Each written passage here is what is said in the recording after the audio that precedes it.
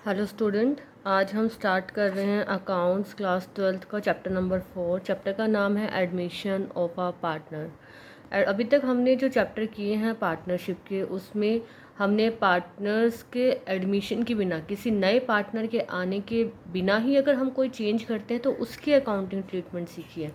इस चैप्टर में और उन चैप्टर्स में अलग क्या है? इस चैप्टर में अब एक नया पार्टनर बिजनेस में एंटर कर रहा है और उस पार्टनर के आने के कारण क्या क्या हमें अकाउंट में चेंज करना पड़ेगा, वो सब हम इस पढ़ेंगे एडमिशन ऑफ अ पार्टनर में, कि एक नया पार्टनर आया है तो क्या क्या होगा। टॉपिक ऑलमोस्ट सेम रहेंगे प्रीवियस चैप्टर के जैसे, बस स्टेटमेंट बिल्कुल अलग होगी।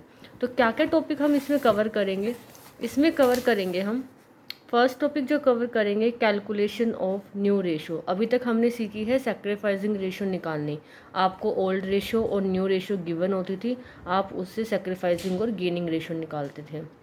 यहाँ पर आप न्यू रेशो निकालेंगे। Second, calculation of goodwill and it's treatment. ये वाला टॉपिक भी हमने इससे प्रीवियस चैप्टर में किया है, बट यहाँ इसकी ट्रीटमेंट अलग हो जाएगी। Third topic, accounting treatment of reserves and accumulated profit losses. Fourth topic जो इस चैप्टर में रहेगा, revaluation of assets and liability. वही रिवैल्यूएशन अकाउंट भी बनाएंगे हम इसमें। और लॉन्ग क्वेश्चन रहेगा, कॉम्प्रिहेंसिव क्वेश्चन, जो लास्ट में 8 मार्क का पूछा जाता है एग्जाम में। लगभग 8 मार्क्स कैरी करता है ये क्वेश्चन। तो बहुत ध्यान से ये चैप्टर करना है, सबसे इम्पोर्टेंट चैप्टर है आपकी पार्टनरशिप का। क्वेश्चन आएगा ही आएगा 8 मार्क का इस चैप्टर से। तो टॉपिक स्टार्ट करते हैं। टॉपिक है हमारा, फर्स्ट टॉपिक है कैलकुलेशन ऑफ न्यू रेशो, कि हमें न्यू रेशो किस तरह से पता करनी है। न्यू रेशो हमारे पास दो केस हो सकते हैं। अभी तक हमने देखा कि पार्टनर्स ने अपनी रेशो चेंज कर ली, तो कोई न्यू रेशो पार्टनर ने चेंज करी और न्यू रेशो हमें गिवन है। अब एक नया पार्टनर आया है, उसमें दो केस बन सकते हैं आपके न्यू रेशो निकालने के लिए। अब पहले आप इस चीज़ को समझिए कि नया पार्टनर आता है तो पुराने पार्टनर्स को लॉस होता है या प्रॉफिट होता है। जस्ट इमेजिन दो पार्टनर हैं, ए और बी।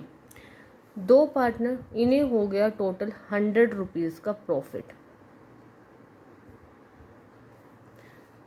पार्टनरशिप में दो पार्टनर हैं, इक्वली डिस्ट्रीब्यूट करते हैं, 1:1 की उनकी रेशो है।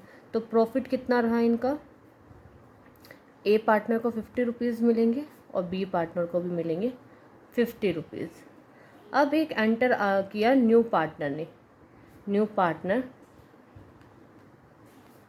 सी ने एंटर किया है बिजनेस में।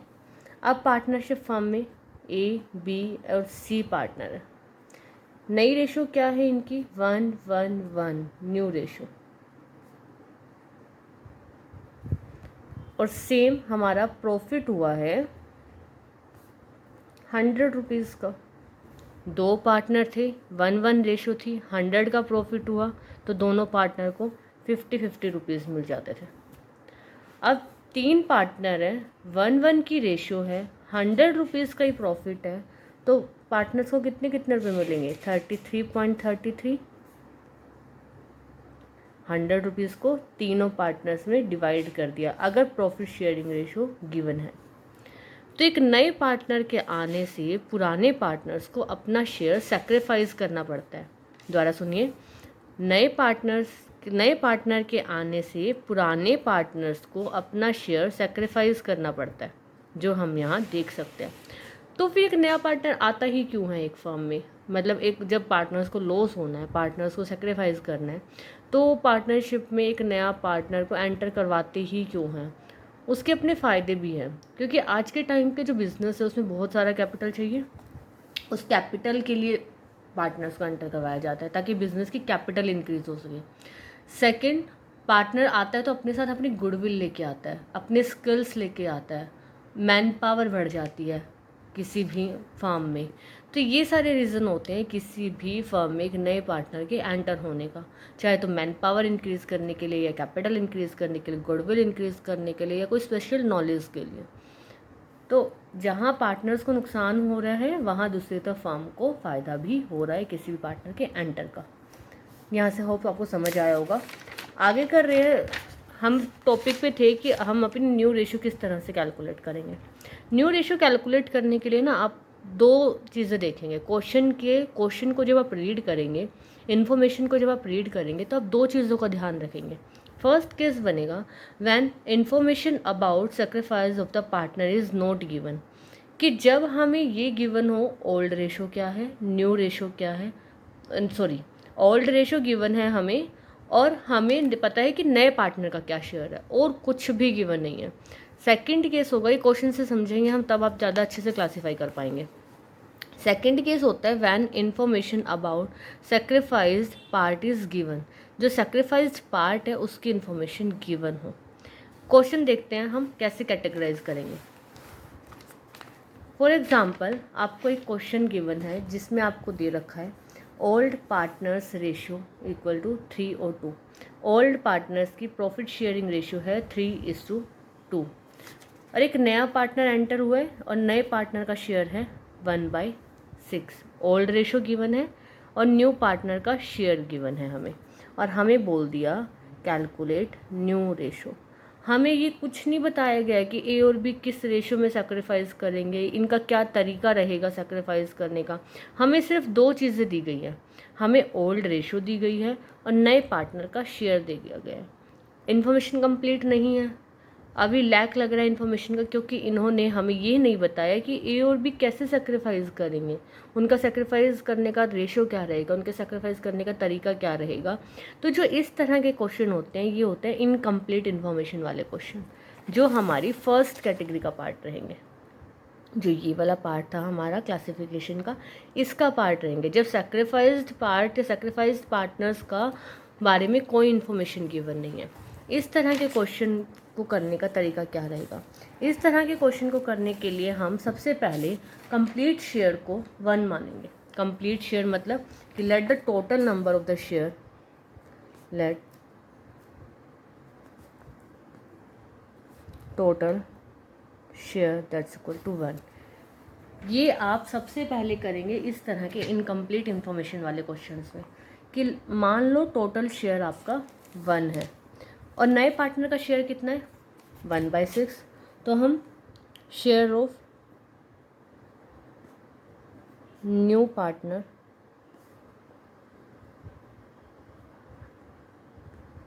वन बाई सिक्स, तो रिमेनिंग शेयर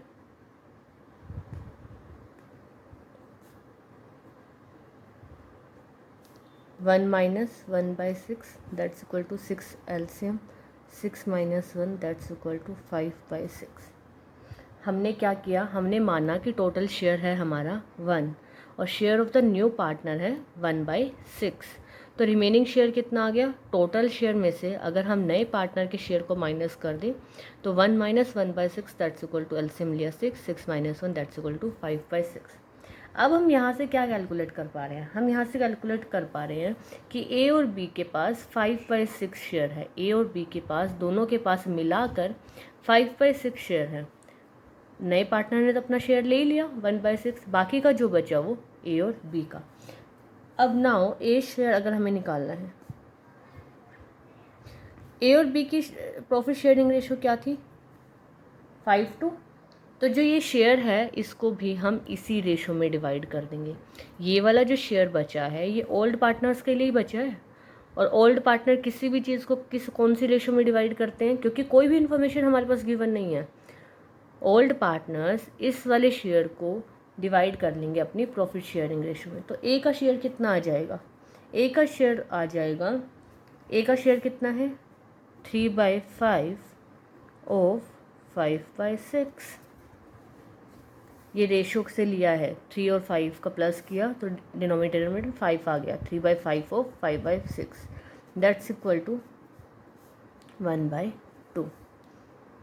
ऐसे ही B share that's equal to, B को कितना मिल रहा है 2/5 ऑफ 5/6, कि 5/6 का 2/5 पार्ट बी को मिल रहा है